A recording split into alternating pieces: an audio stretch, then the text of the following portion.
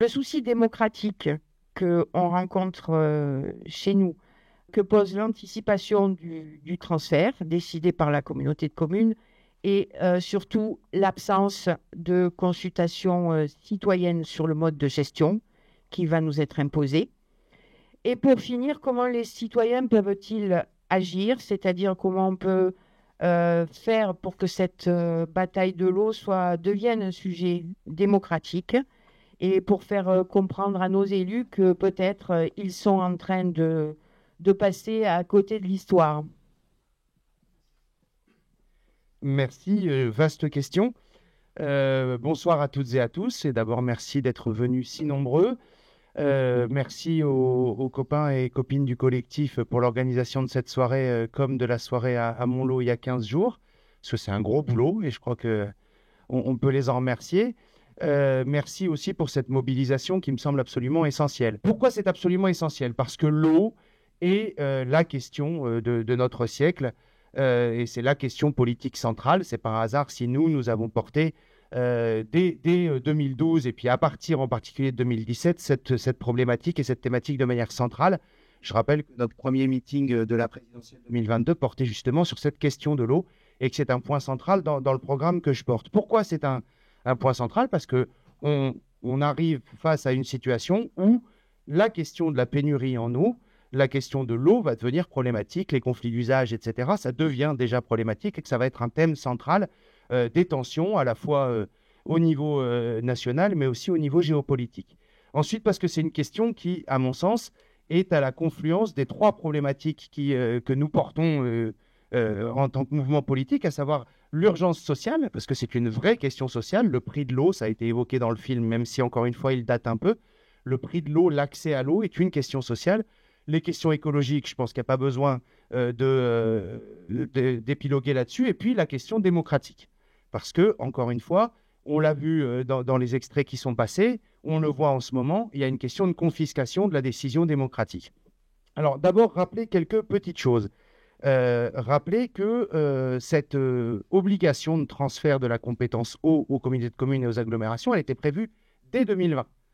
Et c'est quand même important de souligner quand on remporte des victoires, parce que ce sont des victoires d'avoir repoussé plusieurs fois cette obligation de transfert de compétences. Ça a d'abord été repoussé à 2022, puis à 2024 et maintenant à 2026. Et ça, c'est une victoire. C'est une victoire des élus locaux qui se sont mobilisés pour demander à ce que ça soit reporté, voire annulé.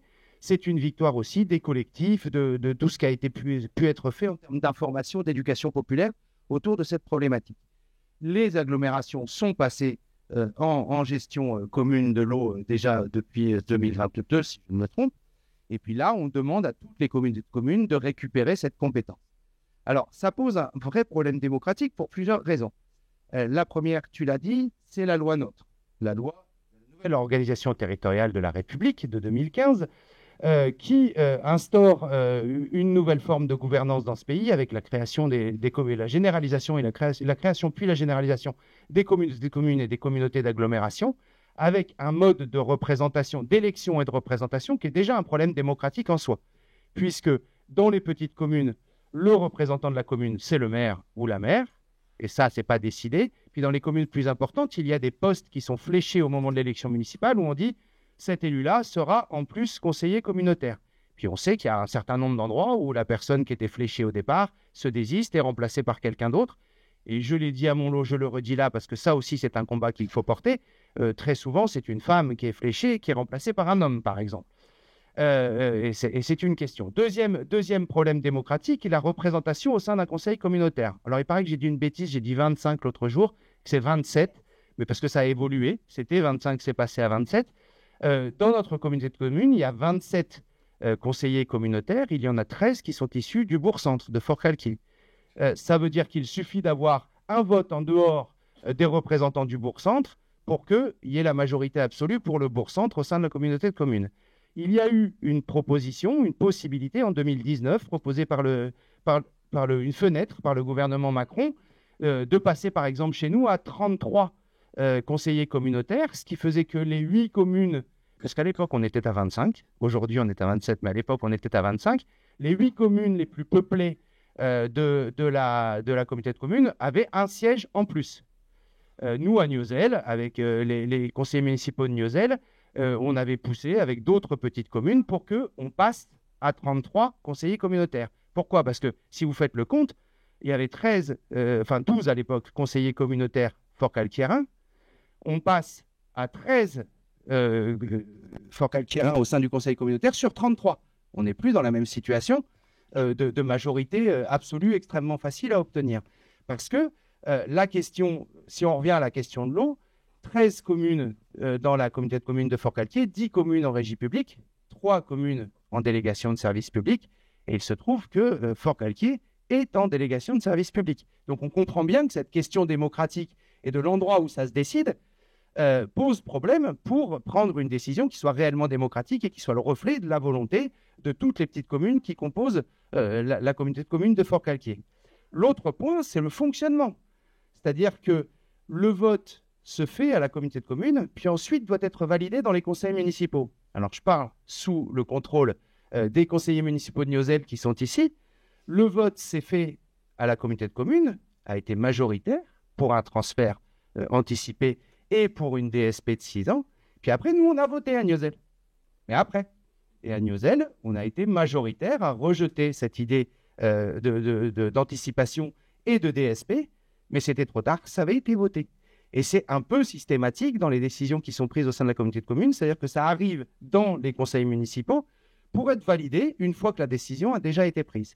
Donc on a un vrai problème démocratique de ce point de vue-là.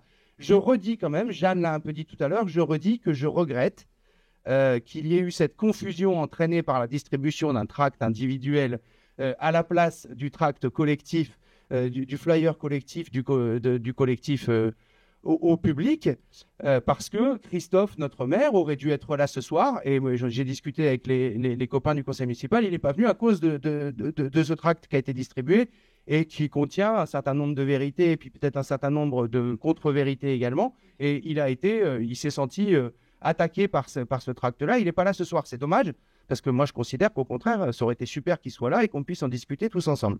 Voilà, donc je pose ce regret-là à ce moment-là.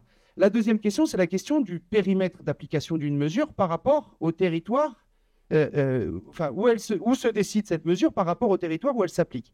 Les communautés de communes ne correspondent pas à la réalité ni des bassins versants, ni des bassins d'approvisionnement en eau, mais ni même des réseaux d'eau. On peut avoir des communautés de communes où il y a 3, 4 réseaux différents qui ne sont pas interconnectés, etc. Et ça, c'est parfaitement illogique.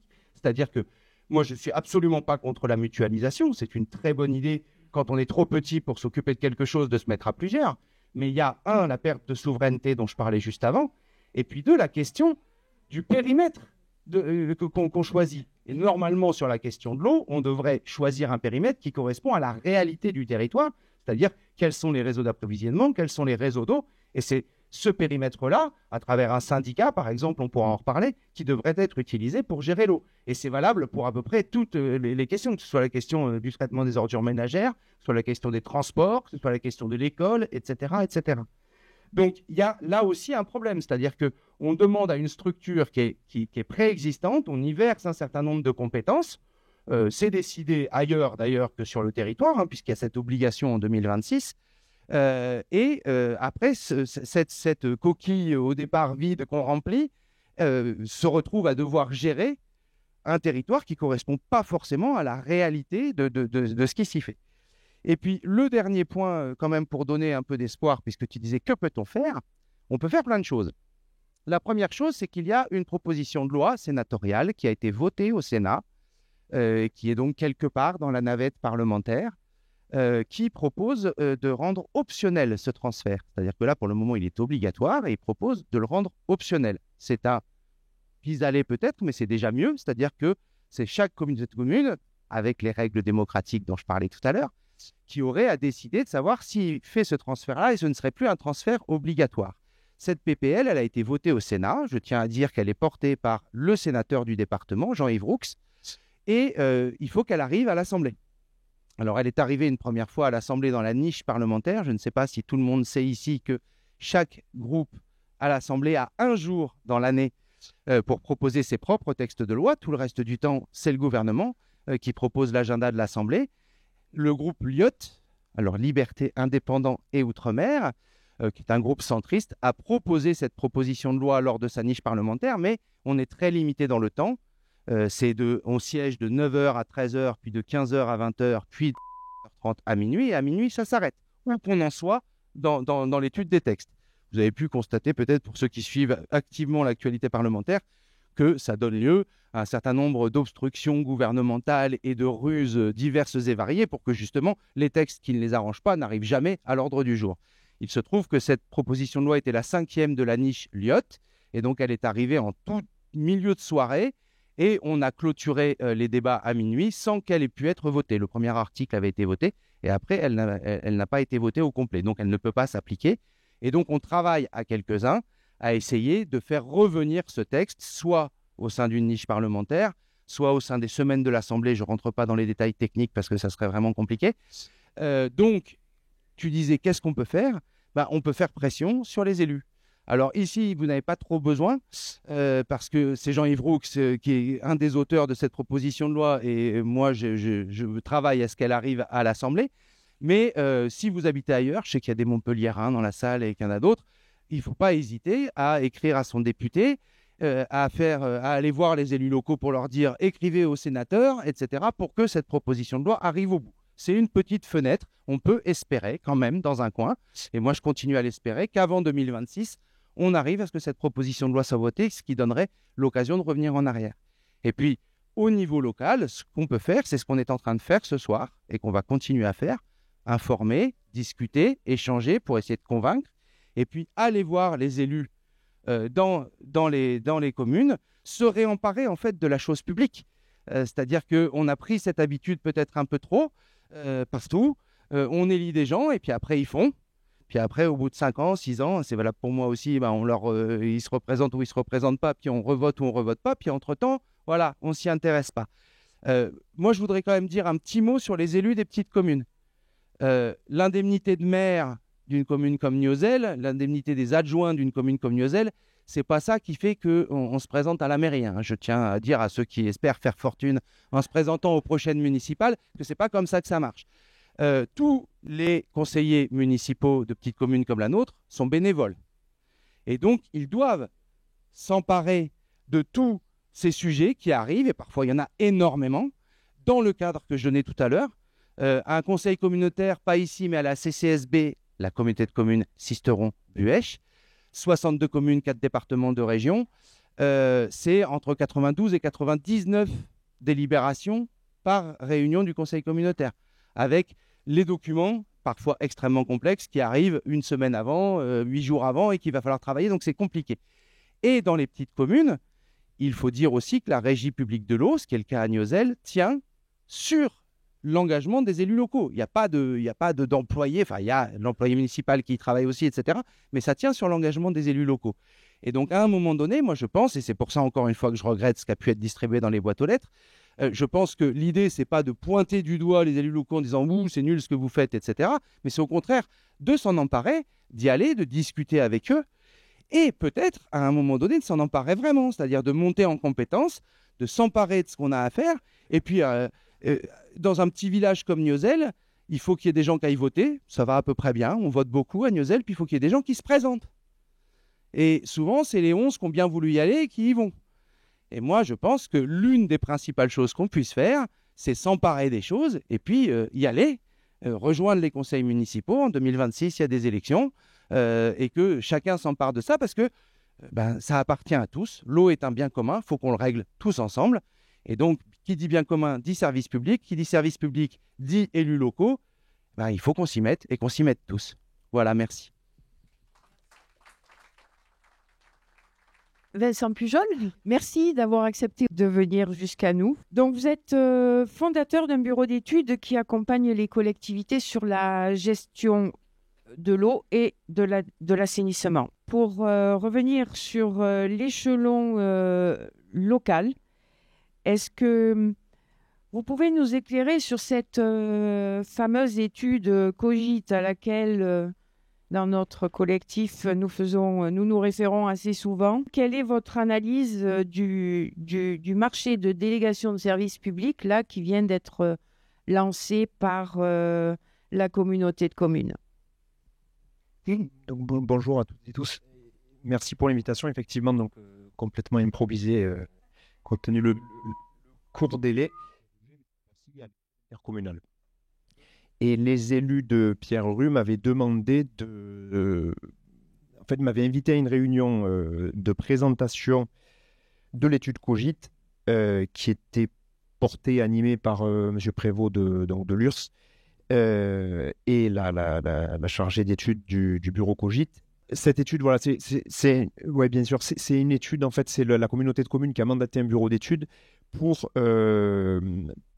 être accompagné dans la démarche de transfert, en fait, pour organiser la transition entre l'échelon communal et l'échelon intercommunal, c'est-à-dire comment passer vis-à-vis de l'obligation dont parlait M. Walter sur le transfert en 2026, se faire accompagner sur comment le faire, quel choix politique faire en fonction de l'état des services, etc.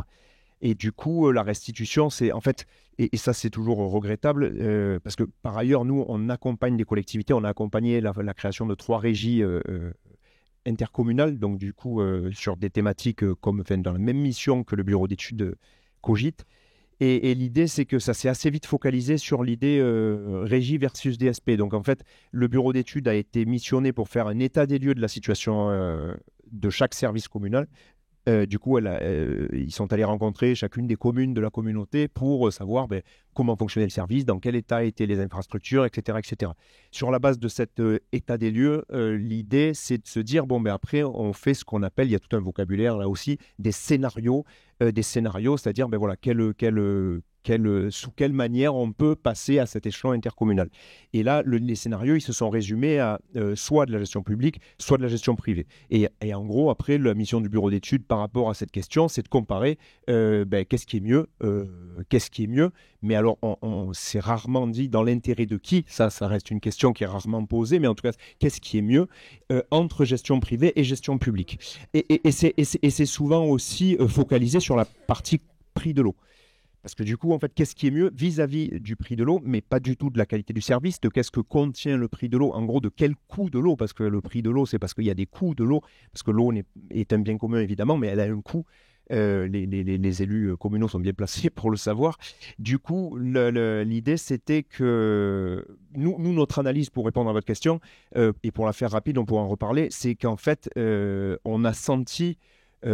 sous des dessous d'objectivité et d'analyse objective, on a senti très vite un parti pris plutôt délégation de service public avec, j'ai plus trop en tête, ça date un petit peu, et puis comme je vous dis, j'ai pas eu trop le temps de relire le dossier, mais l'idée c'était toujours de dire, en gros, il y avait un vocabulaire dans la présentation aux élus communaux, qui étaient ceux qui étaient censés, après, via leurs les conseillers communautaires, choisir finalement entre gestion privée et gestion publique.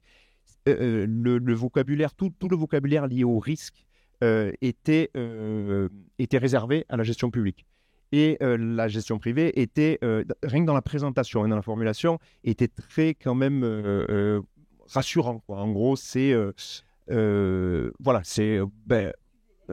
vous n'allez pas être emmerdé, pour parler clairement. C'est le choix simple, tout ça. Après, sur les prix, ils ont eu la pudeur de dire que c'était exactement, en mettant quand même un point, parce que par rapport à ce vocabulaire du risque, moi, quelque chose qui m'a frappé, c'était la question de taille critique. C'est-à-dire, il disait, OK, la gestion publique, c'est bien, mais par contre, vu que Forcalquier, en plus, on sentait bien qu'il penchait vers une gestion privée, c'est-à-dire, voilà, si on restait à l'échelle les communes de la communauté, mais hors Forcalquier, en gros, il y a une taille critique qui fait que monter un service public, un réel service public qui marche avec trop de petites communes, tout ça, c'est critique. Voilà, vous voyez le principe de taille critique, donc c'est compliqué et du coup, c'est un peu effrayant. Et un point de contexte, mais bon, il y aurait beaucoup de points de contexte à faire. Il faut quand même noter par rapport à la loi NOTRe et à l'introduction que vous en avez fait, c'est qu'il y a quand même eu depuis 2015 selon nous, deux importantes modifications. En 2019, il y a une loi qui s'appelle Engagement et Proximité. Elles ont toujours des noms Voilà, on ne sait pas d'où. Mais du coup, l'idée, c'était ce que ça introduit et qui a un réel impact dans l'organisation de ces transferts de compétences, c'était la possibilité d'une subdélégation aux communes ou aux syndicats. C'est-à-dire que le législateur, il disait, OK, on continue de vous obliger à transférer en 2026, mais par contre, vous avez la possibilité de rendre tout ou partie de la compétence aux communes. Alors, dans des modalités qui n'étaient pas très claires, voilà. Il y a cette première évolution réglementaire et en 2022, la loi 3DS, alors là, je ne sais plus, décentralisation, enfin, désolé pour l'acronyme, mais je ne saurais pas trop le traduire. Troisième stade de la décentralisation. Voilà, c'est ça. Et du coup, l'idée, c'était que par rapport à l'eau et à l'assainissement, ça permettait ce qui n'était pas le cas avant cette loi-là, de faire ce qu'on appelle des zonages tarifaires, c'est-à-dire que dans le cadre des transferts, il y avait possibilité de conserver un prix par commune.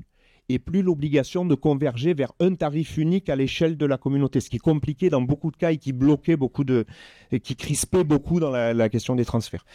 Et donc du coup, ça c'était vraiment quelque chose qui n'a pas du tout été étudié dans dans l'étude Cogit. Toutes ces souplesses réglementaires qui permettent de faire un service le plus sur mesure possible, elles n'ont pas du tout été envisagées ou fouillées. Alors peut-être qu'à la décharge du bureau d'études, je ne sais pas, ils avaient peut-être des délais, voilà, je ne sais pas. Donc voilà, quelques... voilà. Et la deuxième question, enfin, alors, voilà, alors juste, j'ai pas eu le temps parce que... Voilà, mardi a été publié parce que nous, du coup, en tant que prestataire pour les collectivités, on répond à des marchés publics et du coup, il y a des plateformes qui sont sur Internet, en fait, où on reçoit des mails chaque jour en disant, ben voilà, il y a telle commune qui lance tel marché public et puis nous, en fonction de nos compétences, tout ça, on y répond pas. Et du coup, on a une veille, voilà. Et du coup, j'ai vu sortir mardi, j'ai téléchargé le dossier. En gros, voilà, donc aujourd'hui, le principe, c'est que vous portez la communauté de communes à consulter, à lancer un marché public pour une délégation de service public qui se terminera, je dis peut-être une bêtise, mais 1er janvier 2029 ou 30 décembre 2029. Voilà, donc ça doit être 31 décembre 2029. Alors, du coup, pour démarrer au premier, voilà. L'idée, c'est que... En fait, la consultation, elle est construite comment? C'est un projet de contrat. C'est-à-dire, en gros, le marché public, en quoi il consiste? C'est la communauté de communes a envoyé un projet de contrat que chacun des opérateurs privés qui est intéressé par le contrat va devoir compléter en termes de moi, à quel prix je fais le service, combien de personnel je mets, en cas d'astreinte, s'il y a des problèmes, j'interviens dans un délai de 1 heure, 1 heure et demie, enfin voilà, il y a tout plein de détails. Le dossier, il y a un marché public pour l'eau potable et un marché public pour l'assainissement, c'est 345 pages, je passe, projet de contrat, donc je l'ai lu en diagonale, mais en gros, notre analyse par rapport au contexte local, c'est qu'on a tout récemment, où il y a la Comcom Lure-Jabron, Vincent Durance, voilà, donc qui est basé à Aubignosc, centralisé à Aubignosc-Pépin, voilà, et qui prend la vallée du Jabron, a lancé une démarche assez analogue. Et en fait, parce que là, entre guillemets, pour parler clairement, ça sent mauvais. Quand le marché public est lancé, ça veut dire que derrière, il y a des entreprises qui vont répondre. Elles ont un délai pour répondre, je n'ai pas en tête le délai. Mais ensuite, après, le conseil communautaire va devoir se prononcer et choisir parmi les candidats quelle est la meilleure offre. Mais donc, du coup, ça veut dire que le mode de gestion, il n'est plus remis en question. Ça veut dire que vous partez là-dessus. Un bémol quand même, après je laisse la parole et puis on pourra en reparler, mais un bémol, c'est par rapport justement à Lure-Jabron, Vincent Durance. Ils étaient dans cette même démarche et à l'issue de la présentation des offres, une seule offre, la Société des Zones Montreuil, les élus ont finalement décidé d'arrêter la procédure et de se laisser plus de temps. Donc, c'est pas définitif, mais voilà, ça, c'est quand même assez c'est difficile. Et un dernier point, pardon, et je laisse la parole ensuite. Ce qu'il faut noter aussi, c'est que là, nous, et puis pour avoir été salarié de la Société des Zones Marseille, donc je les connais de l'intérieur et puis de l'extérieur aussi, du coup, moi, ce que je trouve regrettable, c'est que du coup, votre communauté leur rend un grand service. C'est-à-dire qu'ils étaient un peu en difficulté. L'opérateur privé, qui était la Société des Zones Marseille, était un peu en ballottage, on va dire. Et là, aujourd'hui, ils prennent Fort Calquier, c'est fait.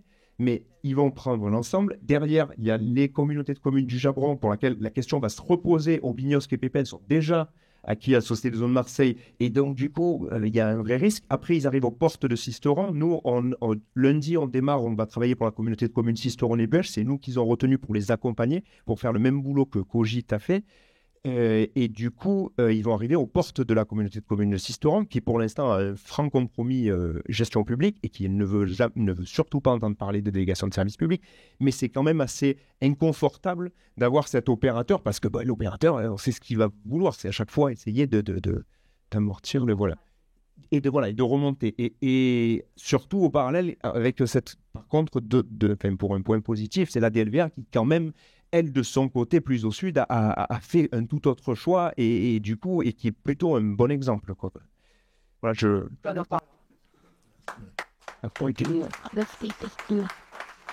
Merci. Camille, maire de Montlot. Donc, suite à la décision de la communauté de communes de passer à une gestion privée de l'eau et de l'assainissement, pour la totalité des communes, vous l'avez compris, de façon uniformisée. Les questions, la communauté de communes donc, nous parle d'une DSP de 5 ans pour ensuite nous faire croire que nous reviendrons en régie en 2030. Donc, est-ce que tu penses que c'est une possibilité, un piège pour faire mieux accepter cette DSP? Quels sont les risques? Bonjour, ça fait plaisir de vous voir nombreux dans la salle. Je vais commencer par ne pas répondre à sa question. Je vais compléter ce qui a été dit. En fait, pour la communauté de communes, ce n'était pas la première étude. Déjà, en 2018, la communauté de communes avait commandité une étude comme ça coûte 60 000 €. L'agence de l'eau est généreuse, grâce à ce qu'on payait comme facture d'eau, mais en finance une partie. Et à cette époque-là, l'ensemble des maires, unanimement, étaient tout à fait opposés au transfert de compétences. Alors, le transfert de compétences, je ne sais pas si c'est clair pour tout le monde. Ça veut dire que le réseau d'eau ne nous appartient plus, il appartient à la Comcom. Donc, repayez vos factures d'eau à la Comcom. Enfin, la commune n'existe plus et ces ouvrages ne lui appartiennent plus, quoi. Voilà. Donc, ça peut être un peu violent pour des élus qui entretiennent leur réseau depuis des années et des années. Et cette fois-ci, c'est vrai que cette étude Cogit était totalement téléguidée dès le départ pour une uniformisation, parce que c'était la volonté, et qu'on a fait je ne sais combien de soi-disant de copiles de travail et tout ça, mais c'était tout à fait pipoté déjà dès le début, parce qu'on voulait, et c'est même dans le cahier des charges, un prix de l'eau, un service unique, les mêmes astreintes. Donc, on va me faire croire que quand il y a une fuite d'eau à Montlot, il va y avoir quelqu'un qui va venir dans la demi-heure. Désolé, je n'y crois absolument pas. S'il y a une fuite d'eau à Montlot à 2 heures du matin, ça sera nous qui allons fermer la bouche à clé, je peux vous l'assurer. Et oui, donc, en fait, on va payer pour des services que de toute façon, on n'aurait pas. Il faut quand même comprendre que c'est deux choses tout à fait différentes, le transfert de compétences et la gestion. Notamment, Forcalquier va rester sur un mode à part, puisque la communauté de communes n'a jamais voté pour ce que Forcalquier allait faire. Donc, Forcalquier est déjà à la SEM, voulait absolument qu'on ait voté le conseil communautaire, le fait qu'on passait tous à la SEM, en délégation de service public, donc en tout cas en privatisation, avant que Forcalquier ne re-signe son contrat. Et Forcalquier aura un contrat à part. Et là, donc, ce dont on parle, c'est un contrat qui concernerait les autres communes, oui, c'est comme ça, sauf Forcalquier. Et ça a été décidé par le conseil communautaire. Donc, le conseil communautaire n'a voté que pour les autres communes. C'est comme ça. Oui, c'est particulier. Voilà. Donc, après, c'est vrai qu'il y a quand même 3 communes qui sont dissidentes, puisque nous, on n'est pas du tout d'accord pour privatiser notre réseau d'eau, et ni les gens qui y travaillent, ni quoi que ce soit, et qu'on envisage une autre solution, c'est-à-dire de rester en régie publique et de partir avec un syndicat. Donc, dans l'appel d'offres, en fait, il y a quand même cette variante qui est étudiée, de savoir comment ça va pouvoir être géré par la communauté de communes. Après, je pense que ça a été très bien expliqué dans le film. Est-ce que c'est sérieux de vouloir faire une DSP pour 5 ans, sachant qu'en plus, 1 an avant la fin de la DSP, on doit dire au délégataire qu'on ne veut plus rester avec lui, c'est sûr qu'il ne va pas faire beaucoup d'investissements, ni même entretenir les réseaux. Peut-être qu'il va faire comme pour les compteurs, là, comme ça a été expliqué, nous faire croire qu'il va changer tous les compteurs de plus de 15 ans. Et c'est tout à peu près, je pense, que ce qui va être fait. Donc, on perd tout. Ce qui était vraiment très étonnant, c'est que quand on discutait avec les élus, mais de toutes les communes, hein, quand l'étude a été présentée, en fait, les élus de base des conseils municipaux étaient tous quand même pour rester, ceux qui étaient en régie, rester en régie, et que pendant l'été, de façon tout à fait extraordinaire, il y a eu un renversement de situation. Ce que tu as expliqué pour Newsel, c'est-à-dire que des fois, le conseil municipal n'était même pas au courant de ce que le maire avait dit. Voilà. Moi, je suis partie dans ce combat suite à une réunion publique en fait à Montlot où j'ai expliqué aux habitants de Montlot, donc c'était au mois de mai, ce qui se tramait au niveau de la communauté de communes, vu qu'on savait quand même dès le départ où ça allait se terminer, cette histoire de réunion.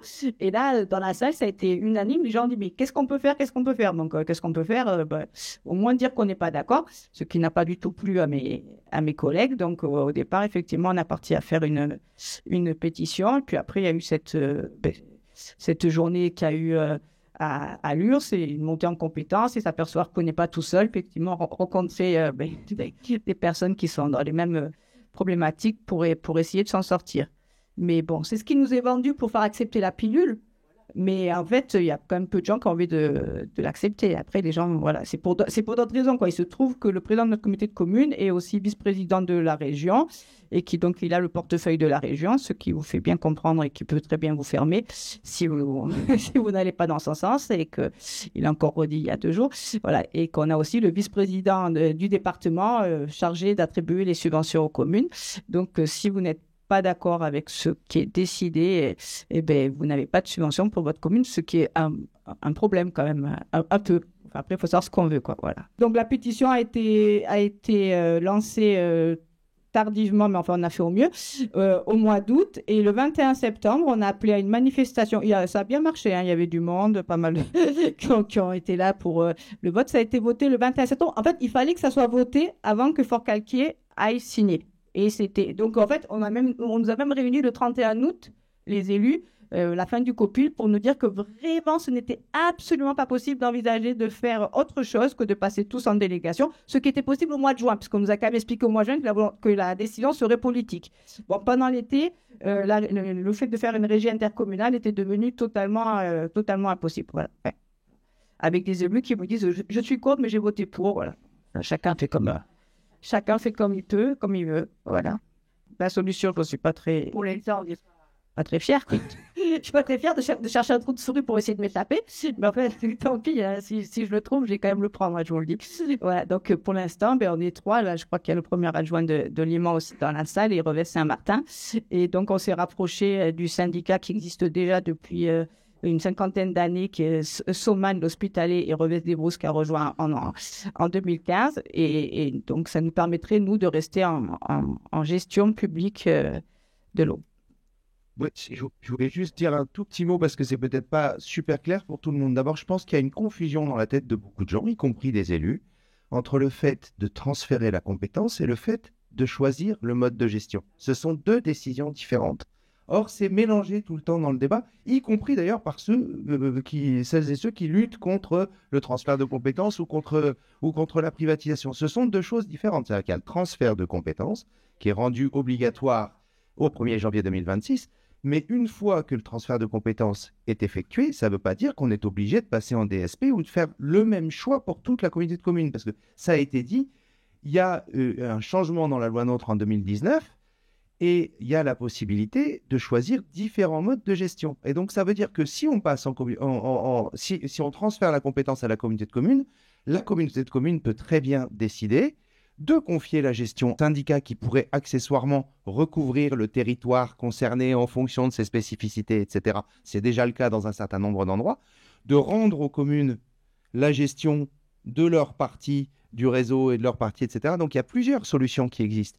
Et je pense que la confusion qui est entretenue, mais y compris par nous, parfois dans la discussion entre la question du transfert de la compétence et la question du choix du mode de gestion, c'est un problème parce que ça donne le sentiment que les 2 sont liés et donc que les 2 sont obligatoires, alors que ce n'est absolument pas le cas. Voilà, je voulais juste apporter cette précision. À l'inverse, comme ce qui s'est passé à Saint-Étienne-les-Orgues, puisque je suis élu de l'opposition à Saint-Étienne-les-Orgues, les élus qui se sont laissés embrigader dans dans cette façon de voir les choses, le croit dur comme fer, disant que c'est impossible de faire autrement. Alors qu'en fait, pas du tout, évidemment. Les gens, ils racontent ce qu'ils veulent, mais quand même, bon, l'étude, elle est comme elle est. Elle est ce qu'on leur commandait aussi. Enfin, je ne suis pas là pour défendre le bureau d'études, mais enfin, c'était quand même bien. Il y avait plusieurs alternatives. Il y avait quand même si, effectivement, ont été écartés très vite de nombreux scénarios, à la fin, il restait une régie intercommunale avec différentes tailles et effectivement, soi-disant des seuils critiques, parce qu'en fait, on fait comme si on n'avait personne qui gérait le réseau d'eau, pas de secrétaire, pas de tout. Donc, ils calculent qu'il faut embaucher je ne sais combien d'équivalents temps plein. Alors, comme j'ai dit, moi, à mes administrés, j'ai dit, si on transfère l'eau à la Comcom, non seulement vous allez payer l'eau plus cher, mais en plus, vous allez payer plus d'impôts parce que la secrétaire qui passe je ne sais combien d'heures, enfin, je le sais, hein, à gérer le réseau d'eau et l'employé communal qui est toutes les semaines à la station d'épuration, je ne vais pas le licencier pour si peu, quoi. Et voilà, il a peu de chances qu'il soit rembauché à la communauté de communes. En tout cas, ce n'est pas le choix, alors que c'est fait sur d'autres communautés de communes. C'est vraiment un choix de notre communauté de communes, et que je sache, en tout cas, autour de nous, il n'y en a pas d'autres comme ça, d'imposer, en fait, à toutes les communes un mode de gestion unique. Monsieur Pujol en parlerait mieux. Les seuls qui veulent anticiper, c'est quand on veut nous pousser à aller en privatiser le réseau. Hein. Première fois que je vois qu'il puisse ressortir dans le débat public une espèce de période de gestion. Non, mais il n'y a pas eu du tout de débat, parce qu'en fait, nous ce qu'on demandait, c'était justement, quand on a senti que ça allait passer comme ça en force, en fait, aucun maire de la Comcom n'a été élu pour privatiser son réseau d'eau. Ce n'était dans le programme de personne, si vous voulez. Donc ce qu'on a demandé, nous, c'est qu'il y ait un débat avant que ça soit décidé, ou même des réunions d'information. Et ça nous a été refusé. Alors, je voudrais qu'on termine avec Claude Testanière, qui est porte-parole du collectif intercommunal pour une régie publique de la communauté d'agglomération Durand-Subiron-Verdon, qui s'est battu avec son collectif pendant de très nombreuses années pour que, entre autres, Manosque repasse en régie publique. Et c'est chose faite depuis le 1er janvier 2024, que vous pouvez nous faire un petit résumé de ce qui s'est passé et de nous dire qu'est-ce qui va changer pour les usagers grâce à cette gestion publique, donc plus économe et plus à même de défendre le bien commun. Moi, déjà, ils deviennent des usagers parce qu'avant, ils sont des clients. Merci. Alors, avant de répondre à ta question, moi aussi, j'ai fait 40 ans d'éducation nationale et avec la Parède, j'ai appris qu'un bon pédagogue répond aux questions qui ne sont pas posées. C'est par ça que je vais commencer. D'abord, je vous remercie pour votre invitation. Et puis, ce n'est pas une figure de style ni un élément de langage, mais je suis très heureux de voir une salle si comble à Niozelle. Pourquoi ? Parce que lorsque nous avons commencé notre collectif et notre première conférence à Manosque en octobre 2017, les Manosquins étaient moins nombreux que vous ne l'êtes ce soir, donc vous pouvez vous applaudir. C'est un bon moyen de combat. Lorsque nous avons commencé notre combat il y a 15 ans, c'était au moment où, je dirais, dans la vague nationale, il y avait des retours en régie publique. Nous étions très sensibilisés à ce qui s'était passé à Paris. Le film en témoignait. Ce qui venait de se passer à Digne-les-Bains, puisque retour en régie publique à partir de 2008. Et donc, nous nous sommes dit, sur Manosque, il n'y a pas de raison que nous n'y parvenions pas. Il y avait également tout ce qui est syndicat Durance-Luberon, vers Pertuis jusqu'à Mérendol, qui passait en régie publique aussi dans la même période. Il y avait le pays d'Aix. Et puis, il y avait quelque chose aussi pour nous qui nous semblait important, le pays de Gex. Alors, c'est très loin d'ici. Mais le pays de Gex n'a jamais vu un élu de gauche depuis 1922. Et le pays de Gex, au nom d'une bonne gestion du bien commun, passait en régie publique. Donc on a dit, ça nous donnait beaucoup d'élan pour mener ce combat. Donc en 2017, nous avons commencé notre collectif. Pour quelle raison ? Pour la raison simple, c'est qu'en fin 2017, il devait y avoir la fin de la délégation de services publics auprès de la SOR. Donc, l'occasion nous était offerte de remettre, dans la discussion, le fait que l'on puisse passer en régie publique. Alors, on a perdu. Ça ne s'est pas fait. Il y a eu une prorogation de DSP de 2018 jusqu'à fin 2023, parce que dans la communauté de communes de la DLVA, 27 communes, 23 étaient en régie publique historique et 4 communes étaient en DSP. Manosque, Pierrevert, Valensole et Vinon. Alors certaines pour l'eau, d'autres pour l'assainissement. Manosque était à la fois pour l'eau et pour l'assainissement. Et à ce moment-là, le conseil communautaire a décidé de proroger la DSP jusqu'à fin 2023 parce que toutes les dates ne correspondaient pas en fin de DSP. Donc, qu'est-ce que nous avons fait? Nous avons fait ce que vous faites, c'est-à-dire on a fait des conférences, on a fait des pétitions, on a mis en lumière les travaux de la SOR et nous avons participé à quelque chose qui ne peut pas être mis en place, je sais, immédiatement ici sur cette communauté de communes, parce qu'il y a un faible nombre, c'est le Conseil consultatif des services publics locaux. Le Conseil consultatif des services publics locaux, Anne Gros-Perrin l'a évoqué tout à l'heure. Alors je regrette de ne pas avoir pu rencontrer Anne parce que elle nous a beaucoup apporté. Moi j'ai eu le plaisir, l'honneur et l'avantage de la rencontrer à 2 reprises. Et c'est une femme formidable qui nous a beaucoup armés, utilisés. Tout à l'heure la dame parlait de Gabriel Amar. Lui également nous a beaucoup aidés, puisqu'il fait partie de ces personnes qui avaient mis en place la régie publique des bassins de l'Essonne, une grosse bataille qu'il avait menée, je crois, contre Suez. Et nous avions fait également venir Emmanuel Poilane, qui était à l'époque le directeur de la fondation Daniel Mitterrand, et qui avait mené un combat pour éviter les coupures d'eau lorsqu'il n'y avait pas de règlement.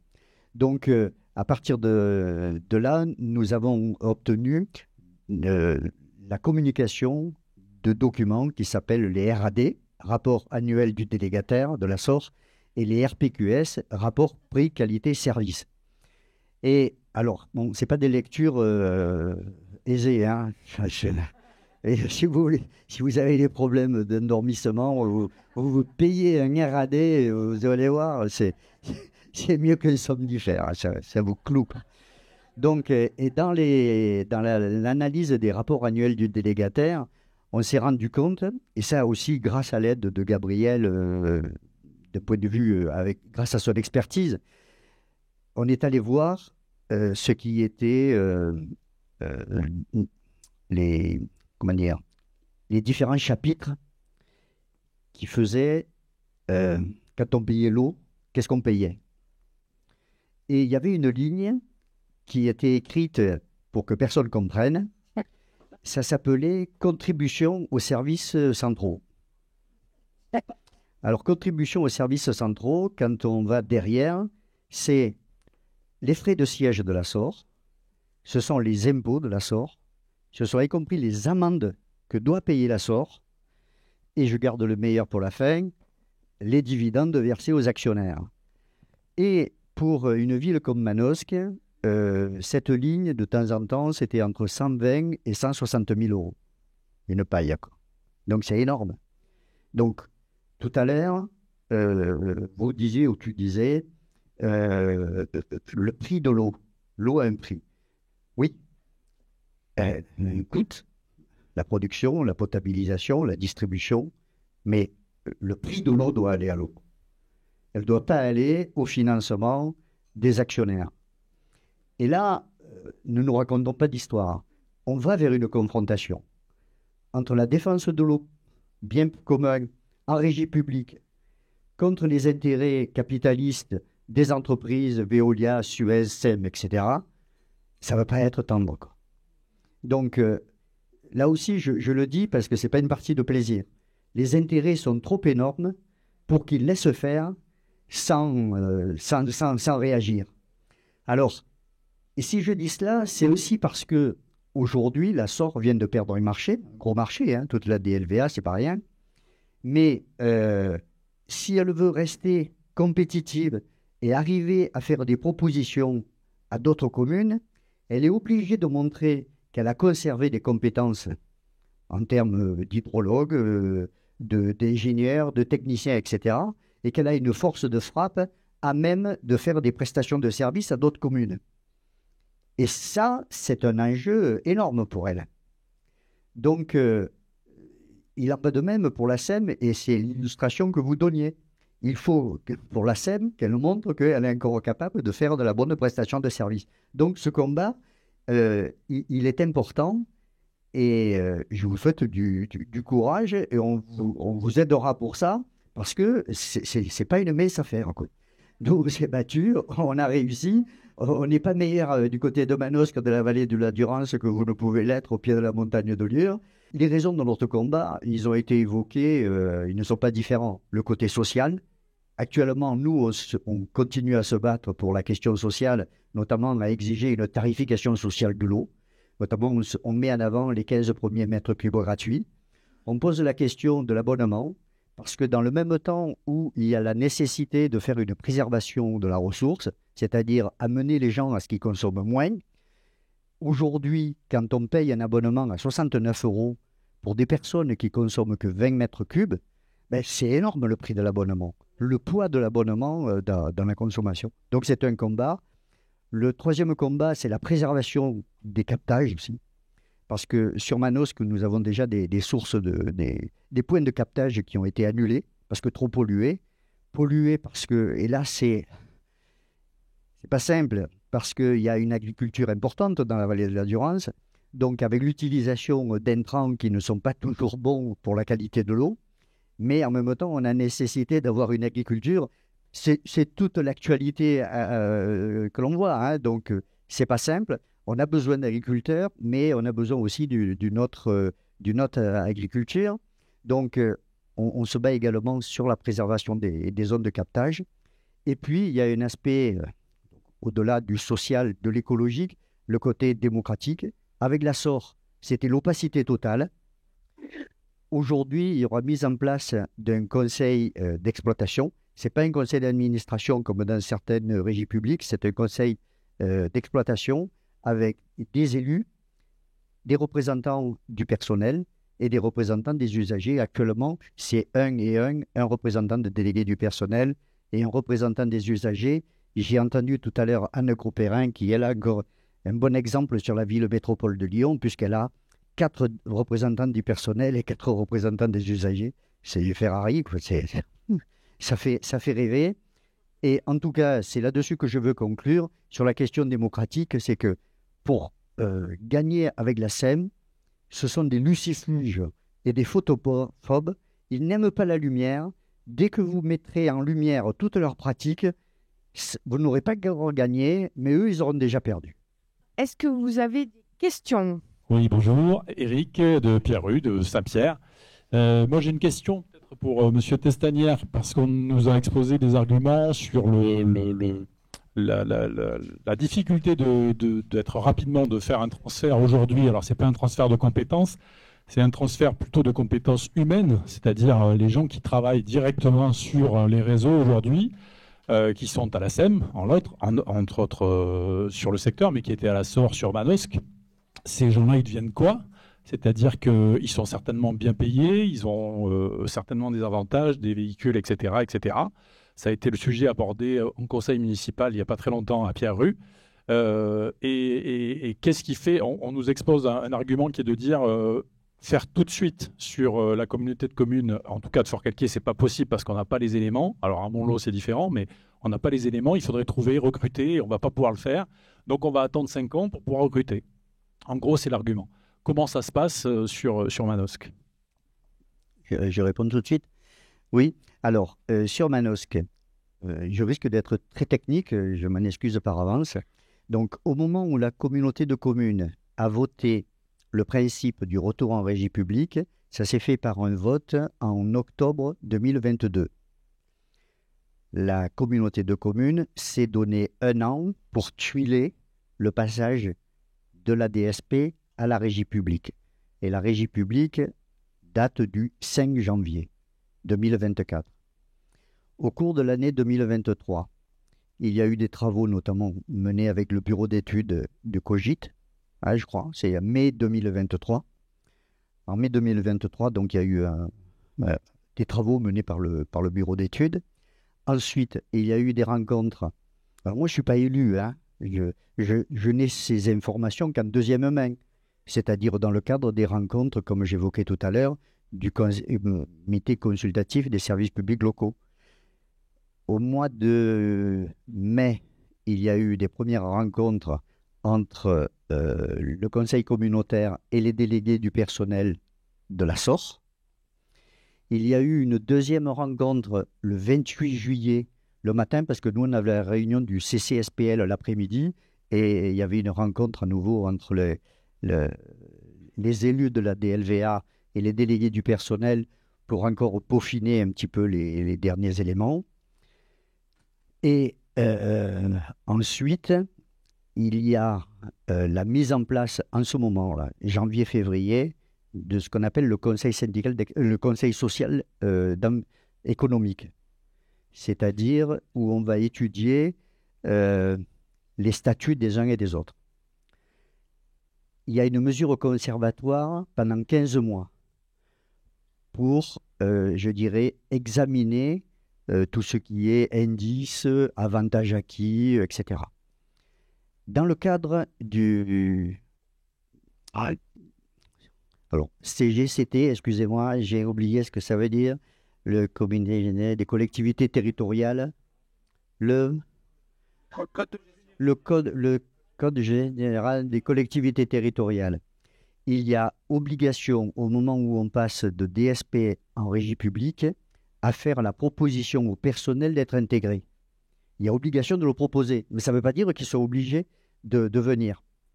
À titre d'exemple, en 2008, lorsque Digne a intégré du personnel, il y avait une vingtaine de personnels qui étaient soumis à cette possibilité. 15 seulement ont intégré la régie. Certains voulant rester dans l'ancienne entreprise privée, pour cause, c'est que l'entreprise privée à ce moment-là a tout fait pour se conserver ses compétences. Et je me souviens, alors là c'était un aparté, si vous rencontrez Serge Faudrin et que vous dites Testanière, il a dit ça, Faudrin pourra dire non, il a menti. Bon, hors réunion du CCSPL, Serge Faudrin m'a dit on est peut-être un peu emmerdé parce qu'il y a des compétences fines où les gars, ils me mettent la dragée haute parce qu'ils savent qu'ils ont une compétence rare et donc ils vont la négocier auprès de la SOR comme ils la négocient auprès de nous. Manifestement, ça s'est réglé, mais ça, c'est parce que la discussion qu'on a eue, là, c'était en juillet-août, quoi. Et voilà, je ne sais pas si j'ai répondu aux questions. Donc, physiquement, il y a grand nombre de personnel de la SOR qui a intégré la régie publique. Je sais qu'il y a un processus de recrutement qui avait été mis en place en septembre-octobre 2023. Est-ce qu'il est abouti? Je n'en sais rien. Nous avons une réunion du CCSPL vendredi 23 février. Peut-être que je disposerai à ce moment-là d'éléments supplémentaires. Du coup, pour effectivement, la DLVA, c'est le cas de pas mal de communautés de communes, enfin, c'est communautés d'agglomération du coup pour vous, mais communautés de communes aussi. Ce qu'on observe, nous, en tant que, parce qu'on fait de l'assistance à l'exploitation, c'est-à-dire on accompagne aussi pour la partie électromécanique, tout ça. Donc, ce qu'on observe avec la DLVA, c'est qu'en ce moment, ils débauchent de tous les côtés. Donc, ça veut bien dire, pour parler de façon... mais c'est que ils s'alignent sur les salaires des délégataires privés. Nous, on a une collègue à nous qui est dans notre bureau d'études. Elle est partie à la DLVA. C'est 700 € net de plus par mois sur son salaire. On ne payait pas fantastiquement bien, mais c'est pour dire que voilà, il y a quand même... Voilà, non, mais donc, et la directrice du service de l'eau de Sisteron rejoint la DLVA, a rejoint la DLVA parce que ça y est, c'est fait. Donc, du coup, c'est bien signe que les opérateurs publics, ils arrivent à s'aligner et ils ont même plus d'arguments que les opérateurs privés, à quelques exceptions près. Comme je disais, il y a peut-être des compétences et des statuts qui sont difficiles à recruter, mais voilà. C'est-à-dire, si la SOR dit, moi, je te propose plutôt comme un os qu'un poste d'ingénieur hydrologue à Nîmes, je dis Nîmes parce que c'est la SOR. Et voilà, je suis assez sensible à ça, quoi. C'est un peu là. Attends, par contre, sur la Comcom, la photo, c'était qu'il y avait 10 communes, enfin, il y a 10 communes qui sont en régie, donc qui, pour l'instant, gèrent leur réseau d'eau. Si par malheur, elles partent à la SEM, dans 5 ans, il n'y a plus personne qui saura comment marchent les réseaux d'eau. Parce que la fourberie ultime de nos élus, quand même, enfin, de nos élus, ouais, je ne sais pas comment on dit, c'est de dire, on fait le sale boulot, on anticipe, Après, on n'a plus le temps de faire autre chose. Voilà, on a décidé d'anticiper 1 an. Comme ça, après, on dit on n'a plus le temps de faire autre chose que de partir à la SEM et de faire une régie, c'est plus possible. Et comme ça, les prochains qui se présenteront en 2026, ça ne sera pas eux qui auront fait le sale boulot. Voilà. Mais par contre, les nouveaux, ils n'auront même pas eu à gérer un réseau d'eau précédemment, donc ils n'y connaîtront rien. Les employés, je ne sais pas à quoi ils vont être à quoi ils vont travailler pendant ces années-là. Les entreprises qu'on fait travailler, parce que pour l'instant, dans une petite commune, en général, on est en dessous des seuils de marché et on a la chance de pouvoir faire travailler le plombier du coin, qui, pour moi, fait encore ses factures à la main, mais est tout à fait honnête. Et quand vous l'appelez le dimanche à 9h, il vient. Voilà. Cette personne-là, elle sera incapable de remplir un marché dématérialisé à l'échelle de la Comcom, quoi. Donc, c'est quand même toute une économie locale et tout un savoir-faire que l'on va perdre. Et dans 5 ans, on nous dira, oui, vous n'êtes pas capable. Enfin, comme on vous a dit en 2017, quoi. On n'est pas prêt et puis on n'est pas manosque. Mon lot n'est pas manosque. Juste un élément d'information. Ce que je vous ai donné en termes d'équivalent temps plein, etc., a été mis et élaboré par le bureau Cogite. Et il y a des bons boulots. Ouais. Mise en œuvre sur la DG, apparemment, il y a eu des coupés, ils ont failli, ça a pris. Mais on veille au grain. Mais non, peut-être que. Et je voulais juste rajouter un petit mot sur cette question des personnels. Il y a 10 communes en régie publique de l'eau sur la communauté de communes. Il y a bien des gens qui s'en occupent du réseau. Donc il y a bien des professionnels qui sont là. Alors certes, je le disais tout à l'heure, il faut le saluer, il y a des élus qui donnent de leur temps et de leur personne, etc. Mais pas que. Ces gens-là existent. Ces gens-là aussi peuvent être intégrés à une régie. Ces gens-là portent une expertise, etc.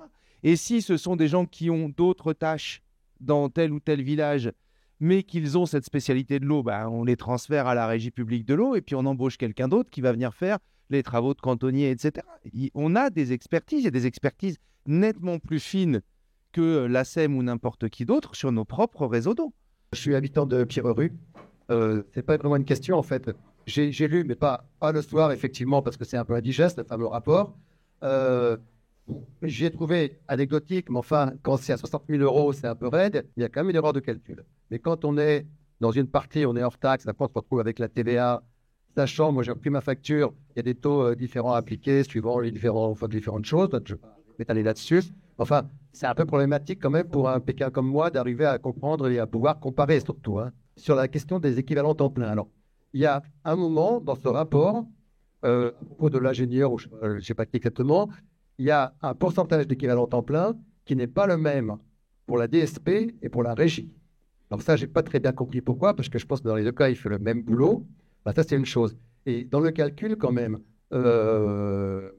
au calcul des équivalents temps plein qui sont ramenés à des unités de personnes. Alors, je ne sais pas si c'est très clair d'expliquer comme ça. Pour la SEM, il calcule le temps exactement passé par les personnels de la SEM. Quand on passe en régie, en fait, le fameux ingénieur qui, du côté de la SEM, passera 70% de son temps, on considère que c'est un bonhomme du côté de la régie qui va donc le payer à 100%. Et du coup, on arrive quand même, et ce n'est pas négligeable, à une différence des montants de salaire qui nous font quand même 100 000 €.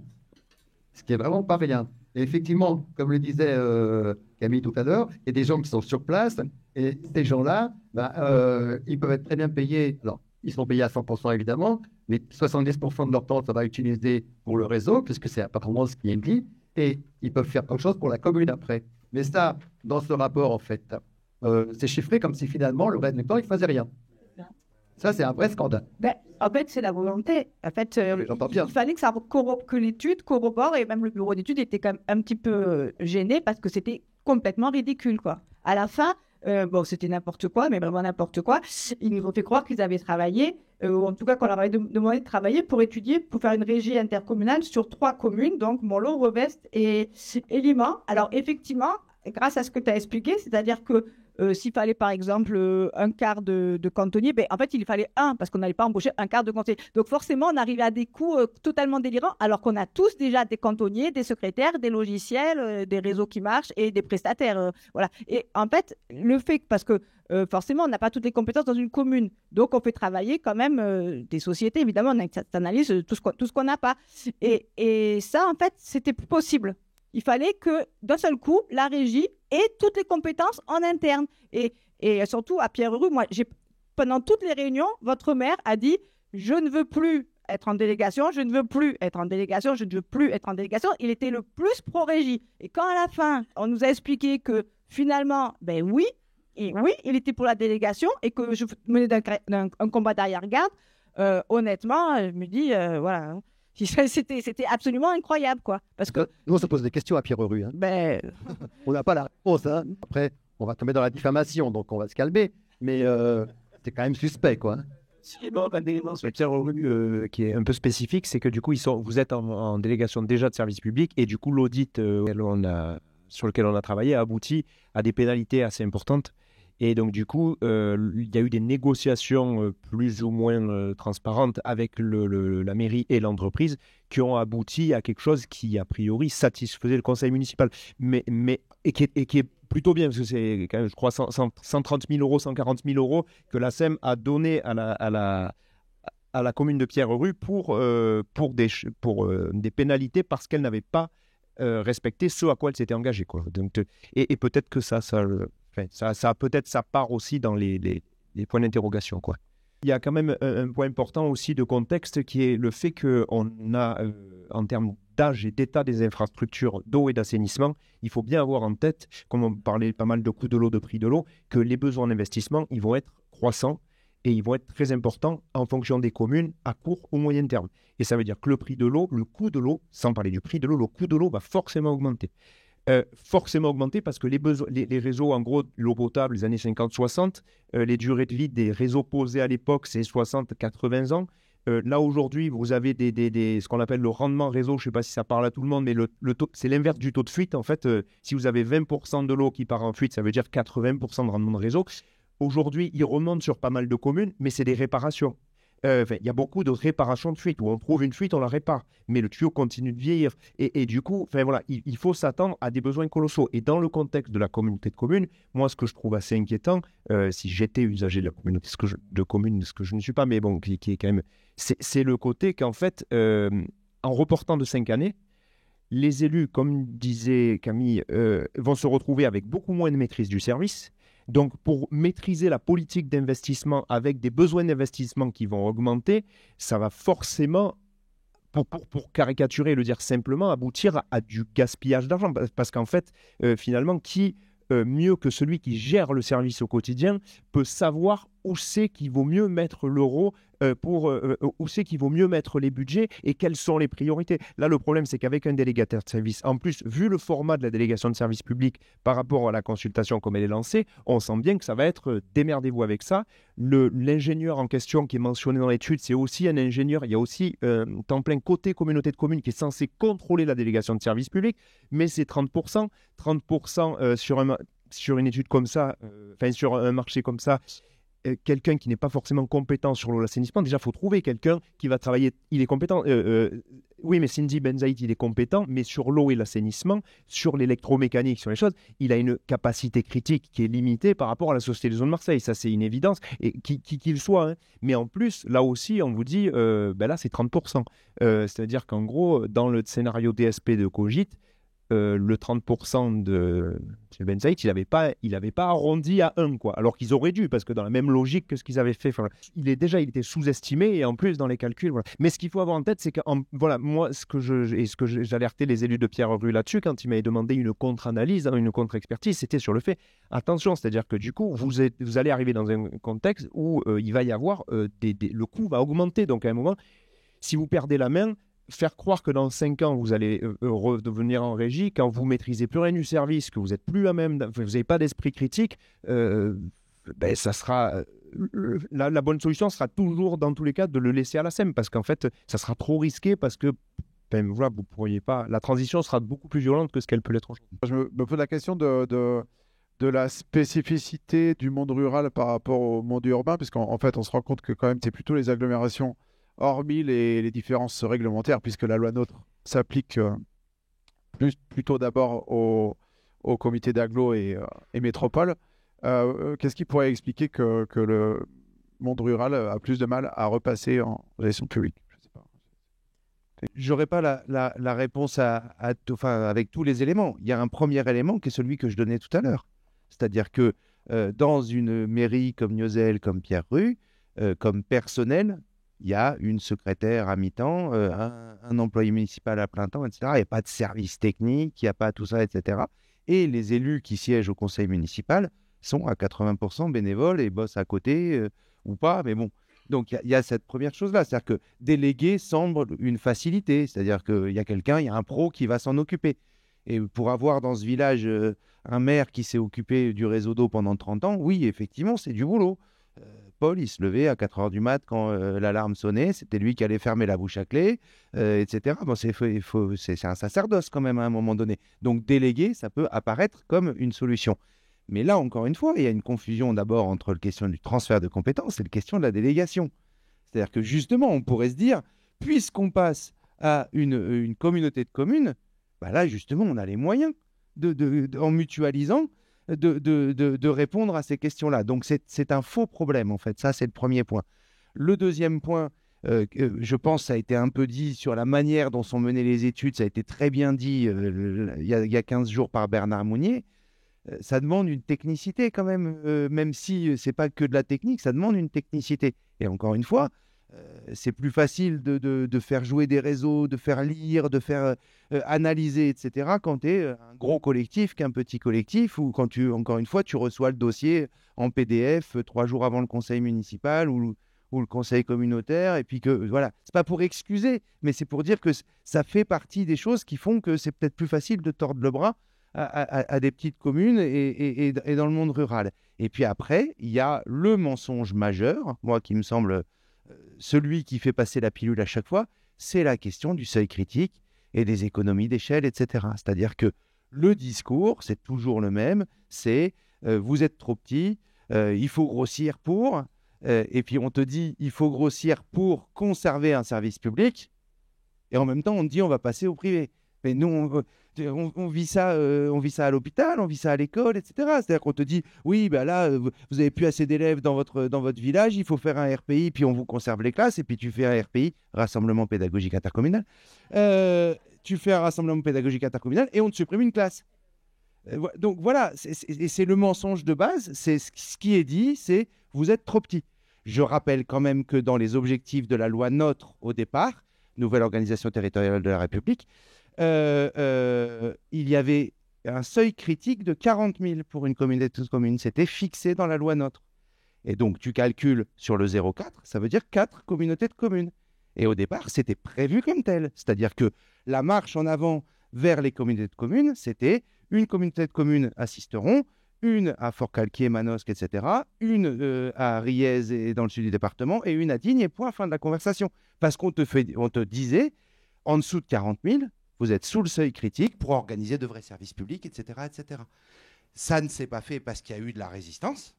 Et ça, il faut toujours le redire. C'est-à-dire que ce qui s'est passé, Claude et le collectif de la DLVA en est un exemple type, mais on nous installe dans une idée que c'est irrévocable. Et on nous installe aussi, et on s'auto-installe, je tiens à le dire, nous nous auto-installons dans une impuissance politique. Et donc, il faut reprendre le pouvoir sur ses communs. Et pour reprendre le pouvoir, on l'a dit au début, je le redis là, il faut monter en compétence. Merci pour l'exemple qui est donné par les camarades de Pierre-Rue. C'est ça, monter en compétence. Mais on peut monter en compétence tout seul chez soi, et c'est pas super. Et on peut monter en compétence collectivement. On s'empare des dossiers. On se rend compte que finalement, on n'est pas plus crétin que les types d'en face ou que ceux qui sont des bureaux d'études et qu'on arrive à lire et à trouver la ligne qui dit que en fait, là, il y a du pognon qui s'en va, etc. Et puis, ça tombe bien parce que une fois qu'on sera monté en compétence et qu'on sera monté en compétence collectivement autour d'un problème qui nous concerne tous, tiens, il y a une équipe qui est constituée sur un problème commun. Tiens, ça fera un super conseil municipal, ça. J'ai une petite précision aussi, je trouve intéressant de savoir et de dire que par rapport à cette question de mutualisation et du personnel, sur la communauté de communes Sisteron et Buèche, donc 60 communes au demeurant, donc 62 communes, et ils n'envisagent pas d'anticiper le transfert. Hein, donc voilà.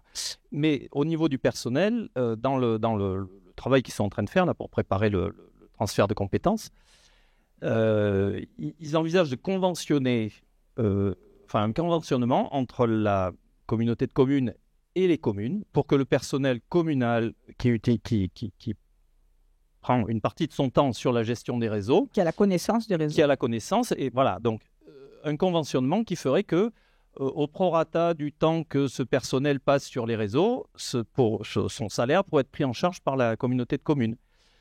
Voilà. Alors que nous, on dit qu'il ne pourrait pas... ça ne serait pas possible de transférer, et voilà. C'est une question de volonté.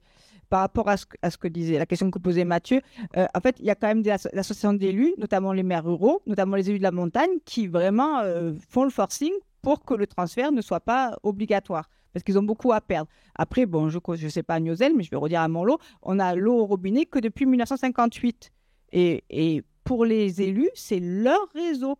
Et être dépossédé de ça, je veux dire, tout à l'heure, Léo le disait, c'est pas facile de trouver des gens pour être au conseil municipal, mais si c'est que pour arroser les chrysanthèmes et lire les discours le 11 novembre, on en trouvera encore moins. Parce que moi, c'est ce que j'ai découvert, et c'est pour ça que je suis devant vous, c'est que s'il y a un sujet qui intéresse les gens, c'est l'eau. Je veux dire, moi, dans ma commune, que ce soit de gauche, de droite, n'importe qui vous voulez, des gens que je pense que de leur vie n'avaient jamais manifesté étaient le 21 septembre au conseil communautaire. D'ailleurs, ils ont été édifiés de ce qu'ils ont vu. Je ne pense pas qu'ils ont envie d'y retourner. Ça mobilise c'est un sujet qui mobilise les gens. Je veux dire, je n'ai jamais vu aucune pétition pour aller en DSP, hein, ou même pour rester en DSP. Quand les gens se mobilisent, c'est pour reprendre un service public de l'eau. Donc, il y a quand même beaucoup plus de petites communes qui sont encore en gestion publique parce qu'on intéressait moins peut-être, ou que les communes qui sont actuellement délégataires, c'est quand le maire a appelé un délégataire et lui a dit « viens chez moi ». C'est pas comme nous où on a appelé personne et où on va nous forcer la main. Je veux dire, ça c'est un cas tout à fait nouveau. Donc c'est sûr que c'est pas du tout pareil parce qu'on n'aura pas les mêmes salaires à proposer, même la Comcom de Forcalquier, qui effectivement voit beaucoup de personnel partir sur la DLVA. Et pour intéresser quelqu'un à venir travailler à Montlot, ça sera encore plus compliqué qu'à Forcalquier et qui est déjà plus compliqué qu'à Manosque. Donc cette histoire qu'on aura du mal à recruter, c'est sûr qu'on aura du mal à recruter. On aura du mal à recruter demain comme on aura du mal à recruter dans 5 ans. Pour moi, c'est des fariboles. Alors, une dernière question, puis après on va passer à la soupe. Je viens d'une autre communauté de communes, la CCJLVD, donc Japon, etc. Mais moi, j'appartiens à la commune de Montfaucon. Alors, c'est très simple chez nous. D'entrée de jeu, la communauté de communes, 14 communes, il y a 3 communes qui ont la majorité, c'est le problème qu'on appelait démocratique. C'est l'insulte qu'on appelait ça démocratique, c'est une inculerie. Les 3 communes qui ont le plus d'habitants et qui ont la majorité des voix à la commune sont toutes déjà chez Veolia. Moi, je dis Veolia parce que SEM, c'est une apparence, c'est Veolia. Et du coup, d'entrée de jeu, la communauté de communes a filé 80 000 € à un bureau d'études qui s'appelle Altereo. Alors celui-là, si vous voyez passer, vous prenez l'avion, vous allez demander l'asile au Polytechnique en Corée du Nord, parce que Altereo, qui a fait son étude pour comparer le coût d'une régie publique face au coût d'un système privé, j'essaie, regardez. Ils ont comparé et effectivement, la régie publique était 2 fois plus chère que la société privée. Sauf que aucun devis n'avait été demandé à quelque société privée que ce soit. On a comparé des chiffres à d'autres qui n'existaient pas. Pour la petite histoire, Kérouan, dont vous avez parlé tout à l'heure, a étudié le dossier et comptablement, pour la régie publique, on comptait les investissements, donc c'était cher. Et pour la société privée, il n'y avait pas d'investissement. Donc, c'était beaucoup moins cher. Mais moins cher de rien, puisqu'il n'y avait aucun devis. Et le pire, on s'est aperçu après que Altereo, ils ont un bureau d'études, ils sont très compétents, ils ont des techniciens, mais surtout, leur revenu principal en France, leur activité principale, c'est d'être prestataire de services informatiques pour Veolia. C'est eux qui gèrent tout leur système informatique. Donc, ils ont quelques intérêts à ce que Veolia prenne des marchés. J'arrête là-dessus. À partir de là, le discours était la régie publique, c'est mauvais, c'est trop cher, donc il n'y a que la... Mais comme nous sommes des démocrates, on fait un appel d'offres. Et je me rappelle, j'étais à la commune, je dis, vous rigolez, il n'y a qu'une seule société. Pourquoi un appel d'offres? Il n'y a que la SEM qui va répondre, c'est-à-dire Veolia. Mais non, on va mettre en concurrence, c'est comme ça prend moins cher. Effectivement, il y a eu une seule, la SEM.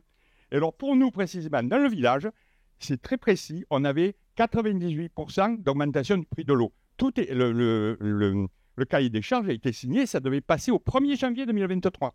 Nous, on se prenait dans la gueule 98% d'augmentation. Deuxièmement, réactivité en cas de problème. Ben nous, on a comme tout le monde, le maire qui a 78 ans, il prend sa pelle et sa pioche. L'adjoint, il a 80 ans, il prend la clé. Et dans les 2 heures, c'est solutionné.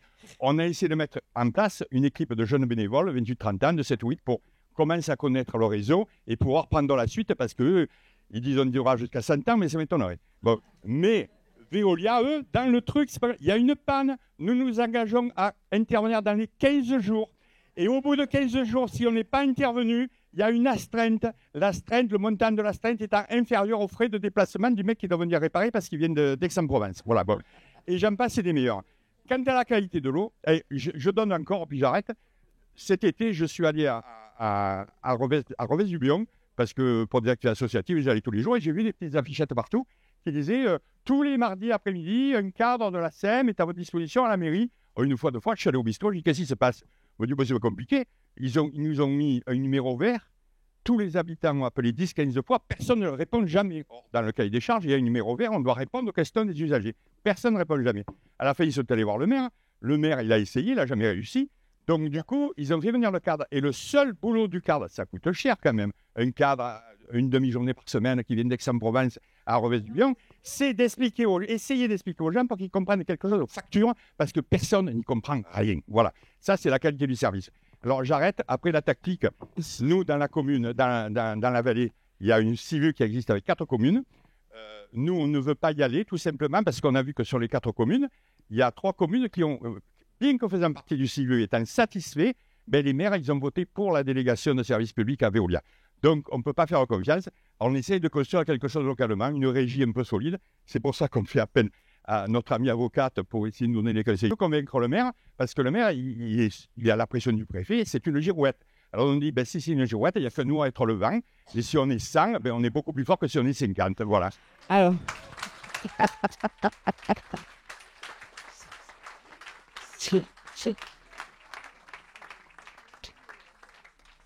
Alors, un dernier petit mot de Claude, et ensuite, je passerai le micro à Pierre.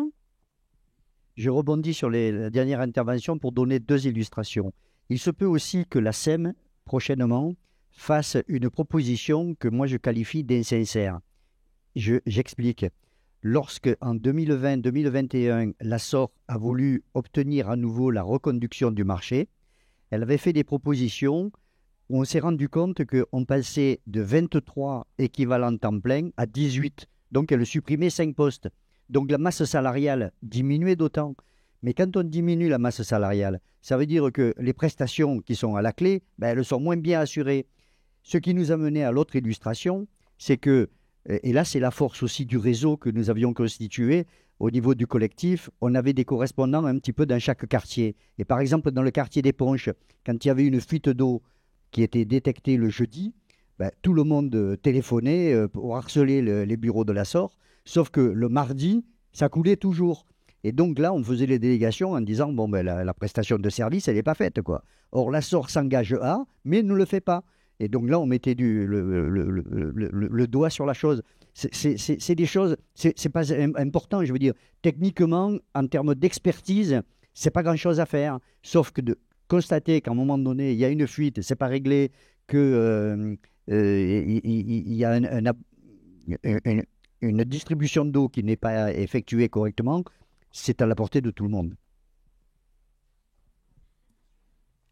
Pierre, pour conclure sur la feuille de route.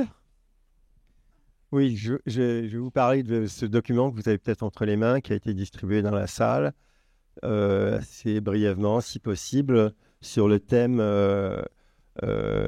maintenant qu'on vous a bien chauffé, qu'est-ce qu'on fait? Parce que l'information, c'est nécessaire, mais ce n'est pas suffisant. Sinon, on rentre chez soi pour pleurer, mais qu'est-ce qu'on peut faire? Est-ce qu'on peut faire quelque chose? Ben, la meilleure façon de ne pas y arriver, c'est de ne pas le tenter. Donc, on ne va pas mesurer nos chances, mais on va quand même essayer. D'une part, ce qui est important, c'est de rester coordonné. Donc, vous avez vu passer une feuille, je crois, où vous pouvez laisser vos informations, votre mail, votre téléphone. Il y en a là, et c'est derrière, ça peut circuler. C'est important qu'on puisse continuer à se parler sans qu'on fasse obligatoirement des réunions publiques.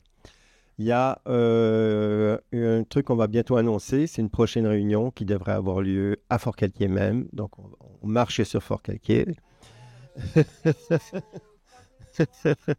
OK. Et puis, il y a un truc qu'a évoqué Anne Groupérin tout à l'heure, qui semble être un instrument intéressant et qu'elle offre de nous piloter un peu dans cette démarche, c'est de la création d'une association d'usagers qui pourrait nous donner une certaine force de frappe, on va dire. Mais en attendant, il faut aussi décentraliser en quelque sorte notre action, parce que qu'est-ce qu'on essaye de faire? S'il y a une chance peut-être de revenir sur certaines décisions, ce serait de retourner quelques maires. Est-ce que c'est possible? On va essayer de le faire. Comment faire? Alors cette feuille-là vous décrit un petit peu la perspective. Là, il y a un argument qui peut être utilisé contre les maires qui nous disent sans discontinuer qu'on ne peut rien faire. L'exemple de Montlot, Revestin-Martin et Liman est là pour leur montrer qu'on peut faire quelque chose. On peut tenter d'échapper à la Comcom dans un syndicat qu'on appelle supracommunautaire, puisqu'il est à cheval sur 2 communautés de communes et qui complique la vie de la Comcom pour mettre la main sur nos réseaux. Donc ça, il y a 3 communes qui le font. Il y a d'autres communes qui pourraient le faire aussi. Donc il faut aller chercher les conseils municipaux et les maires, leur proposer de faire une réunion publique pour défendre leur position devant la population. Et quand ils auront refusé, je ne vais pas être mauvaise langue, mais bon, ce sera certainement souvent le cas, organiser une réunion publique dans votre commune, inviter le conseil municipal pour venir expliquer comment ils défendent leur position. Il faut leur rappeler aussi que dans 2 ans, les municipales reviennent. Hein. Ils vont avoir des comptes à rendre par rapport à tout ça. Donc il faut les entraîner sur ce terrain, pas leur parler dans un bureau, dans une mairie, mais leur parler devant la population, les confronter à leurs décisions et puis les pousser dans leur retranchement, si on peut dire. Alors, dans tout ce processus que je viens de résumer est écrit sur cette feuille que vous avez, qui se termine par un petit paragraphe sur l'étude. Si vous voulez accéder à l'étude, de Cogite, elle est en ligne. Enfin, nous l'avons mise en ligne. Vous pouvez nous écrire et on vous renverra un lien qui vous permettra de d'éplucher tout ça.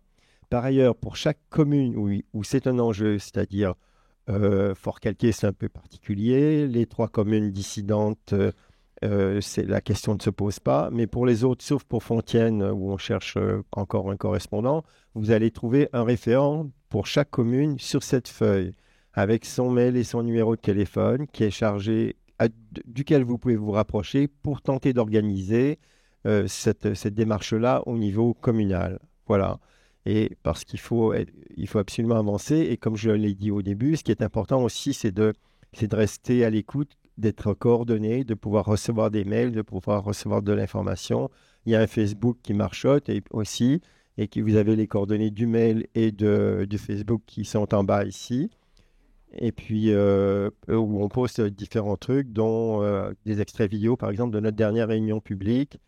Et puis, peut-être l'intégrale de la conversation qu'on a eue avec Madame Groupérin, qui s'est prolongée avec beaucoup d'informations intéressantes.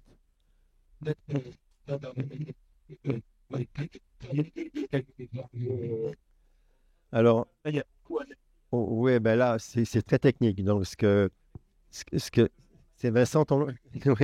Vincent suggère, c'est que, cette semaine, la communauté de communes a publié 2 DCE. Des DCE, c'est des dossiers de consultation des entreprises. Un pour l'eau potable et l'autre pour l'assainissement, qui est le marché, enfin la proposition de marché auquel doivent répondre en théorie, mais le pluriel est un petit peu théorique, les candidats à ce marché. Si vous avez, je ne vais pas vous décourager, mais voilà, s'il y a des gens qui s'y connaissent un petit peu en termes de marché public, allez-y et puis aidez-nous. Voilà, voilà, je vous prends au mot. Parce que il y a ça, puis il y a aussi des questions autour des délibérations sur anticipation, tout ça. Il y a probablement des fragilités juridiques là-dedans. On n'est pas complètement équipé pour les identifier, mais si on les identifie, on sera mieux à même évidemment de les attaquer. Ça fait partie de la stratégie. L'idée générale maintenant, c'est qu'il faut trouver, peut-être avec des idées de votre part, il faut trouver des moyens d'action pour mettre en œuvre tout ce qu'on a compris, nos réactions à tout ce qu'on a compris ce soir. Voilà. Merci beaucoup. Voilà. Alors, n'oubliez pas donc que tout cela a un coût, que donc il y a une soupe à l'oignon qui a été faite entièrement par Jeanne qui a épluché 10 kilos d'oignons. Vous pouvez l'applaudir. Ouais. Des gâteaux, des boissons, tout cela est à prix libre pour soutenir la cause.